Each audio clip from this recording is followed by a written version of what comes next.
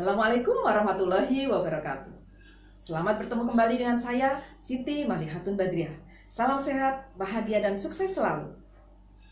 Kali ini kita akan membahas mengenai laboratorium perancangan kontrak.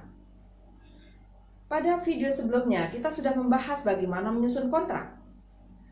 Untuk kesempatan kali ini, dalam kesempatan yang sangat luar biasa ini, saya akan membahas mengenai legal opinion.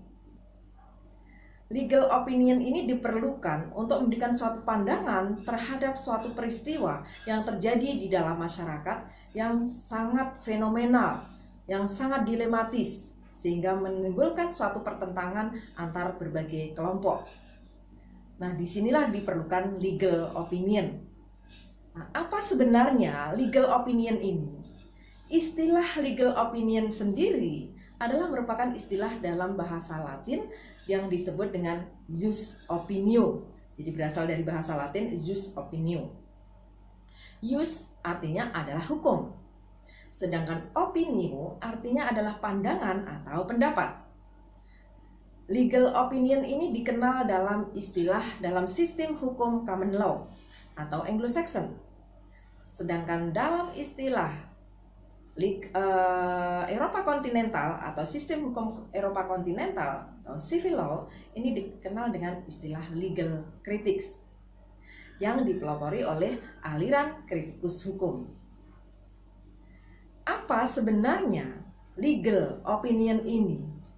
Pengertian legal opinion secara umum adalah suatu dokumen yang ditulis, suatu dokumen yang tertulis yang disusun oleh para ahli hukum, bisa akademisi, bisa juga praktisi. Misalnya seorang pengacara, seorang advokat, ini memberikan sebuah pendapat atau pandangan tertentu yang disusun secara tertulis dalam sebuah dokumen terhadap suatu fakta hukum tertentu dan untuk tujuan tertentu. Nah, itulah legal opinion. Nah, objek legal opinion adalah suatu peristiwa, suatu keadaan di dalam masyarakat yang fenomenal, yang dilematis, sehingga menimbulkan perbincangan hangat, pertentangan antar berbagai kelompok, pertentangan pandangan antar banyak orang. Nah, ini diperlukan suatu pandangan tertentu berdasarkan hukum tertentu untuk diterapkan suatu peristiwa tertentu tersebut. Nah, penyusunan legal opinion atau pandangan atau pendapat hukum ini, langkah-langkahnya ada beberapa hal. Yang pertama adalah identifikasi fakta hukum.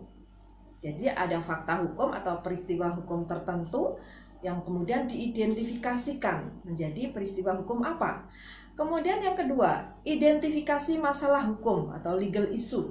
Jadi dari peristiwa hukum atau fakta hukum tadi, kemudian diidentifikasikan dalam masalah hukum tertentu.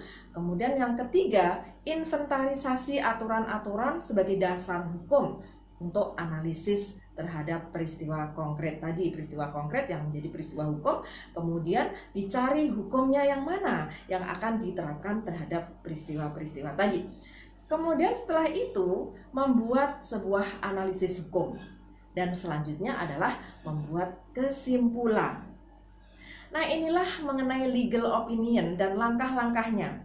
Nah, untuk lebih lanjut nanti pada video mendatang kita akan membahas mengenai secara rinci bagian-bagian atau langkah-langkah yang dilakukan dalam pembuatan sebuah legal opinion.